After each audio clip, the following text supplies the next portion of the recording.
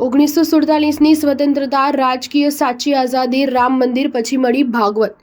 રાષ્ટ્રીય સ્વયંસેવક સંઘના વડા મોહન ભાગવતના એક દાવાથી રાજકીય વિવાદ થયો છે. ભાગવતે કહ્યું હતું કે ભારતને 1947માં બ્રિટિશરોથી રાજકીય આઝાદી મળી હતી, જ્યારે દેશને સાચી આઝાદી રામ મંદિર પ્રાણ પ્રતિષ્ઠા બાદ મળી છે.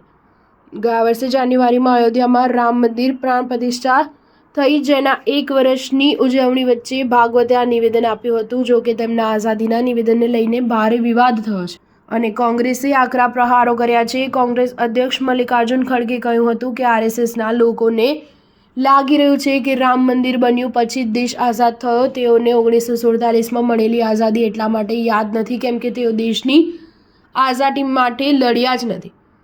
રામલલ્લાની પ્રતિમાની પ્રાણ પ્રતિષ્ઠાનો ભવ્ય કાર્યક્રમ 12 જાન્યુઆરી 2024ના રોજ સંપન્ન થયો હતો. તેનો પ્રથમ વાર્ષિક ઉત્સવ 11 જાન્યુઆરી 2025ના રોજ હિન્દુ પંચાંગ અનુસાર મનાવવામાં આવ્યો. જે વચ્ચે સંઘના વડા મોહન ભાગવતે કહ્યું કે રામ મંદિર આંદોલન કોઈની વિરુદ્ધ ન હતું, પણ ભારતના આત્મબોધને જાગૃત કરવા માટે શરૂ કરવામાં આવ્યું હતું. ભાગવતે સ્વતંત્રતા પછીના પ્રશાસનની ટીકા કરતાં કહ્યું કે ભારતને 1947માં બ્રિટિશરોથી રાજનૈતિક સ્વતંત્રતા મળી હતી, પણ ભારતના મૂળભૂત દૃષ્ટિકોણની અવગણના થઈ હતી. તેમણે પ્રાણ પ્રતિષ્ઠાના દિવસને હજારો વર્ષના વિદેશી શાસનથી મુક્તિના પ્રતીક તરીકે ગણાવ્યો. સ્ટાર ન્યૂઝ 7 હંમેશા સચ્ચાઈની સાથે.